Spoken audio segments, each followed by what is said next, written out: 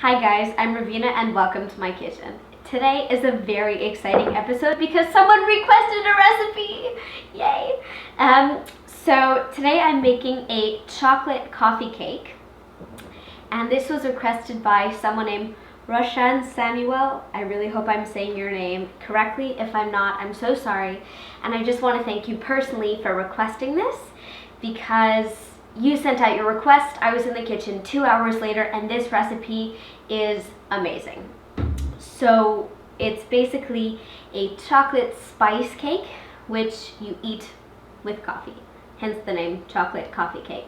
I know it's confusing, but it's delicious, so don't worry.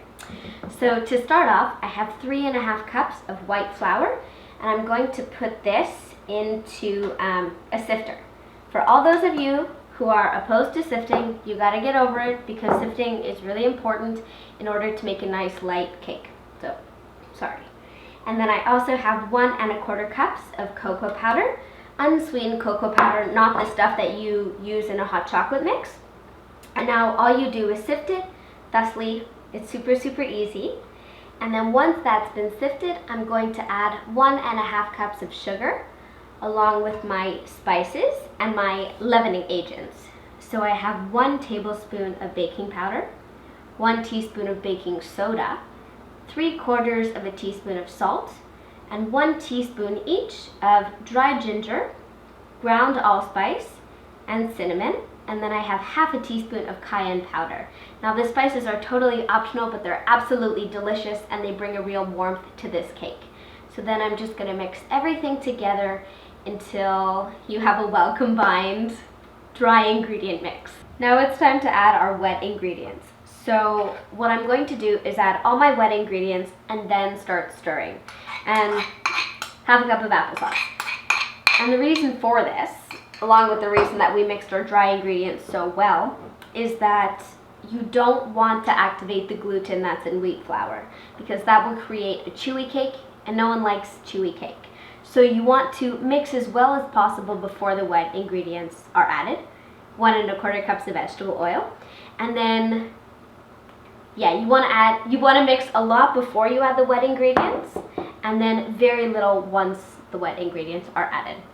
So 1¾ cup of non-dairy milk. In this case, I'm using almond milk, but you do you. And then 2 tablespoons of pure vanilla extract. And now we're going to just mix it until everything is well combined. Not a second later, because then we're going to add our chocolate chips. So I'm doing 12 ounces of dark chocolate chips. But if you prefer, you can just cut up a bar of chocolate that you know to be vegan, or just, use whatever suits you and throw that in. So I have my oven preheated to 350 degrees, and I have here a bundt pan. So the purpose of a bundt pan, or a tube pan, is that it has a hole in the center of the cake. Rawr.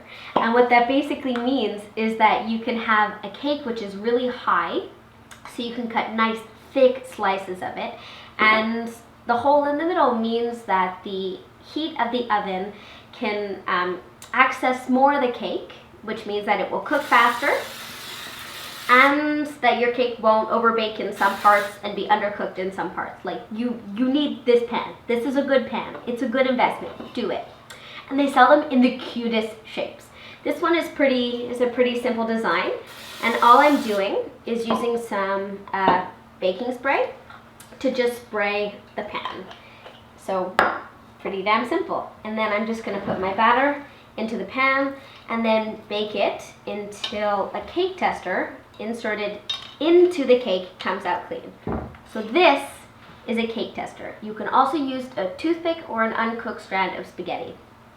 But I want you to remember that there is a difference between uncooked batter and ooey gooey chocolate. So bear that in mind when you're testing your cake. Don't just keep baking it when actually all you're doing is seeing that your chocolate has in fact melted. So I'll meet you back as soon as it's done, and then we're gonna unmold this cake and give it a taste. My cake baked for exactly 45 minutes, and then I took it out of the oven and let it cool for around 20 minutes before transferring it to this absolutely beautiful plate and sprinkling it with a little bit of icing sugar. I've cut myself a generous slice, made myself a coffee, and I'm ready to dive in. I have to say, the first time that I heard about coffee cake was in one of my first cookbooks by the Barefoot Contessa.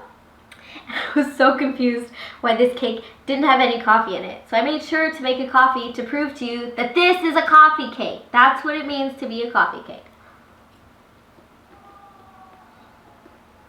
The cake is still kind of warm.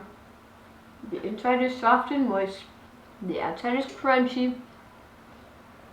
You have this incredible depth of flavor from the different spices. This would be perfect at Christmas because it's kind of got that vibe going on. I'm so happy right now. You need to make this cake. It's ridiculously easy, ridiculously delicious. Okay, you know where you can find it. As per the usual, recipes on reveenaskitchen.com. Do me a favor and like this video if you liked this video, and subscribe for new videos probably every Thursday. I think I'm back for good.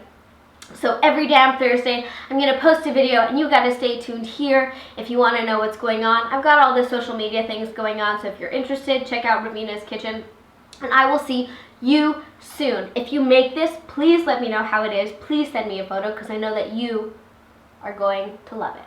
Thanks for watching. Bye.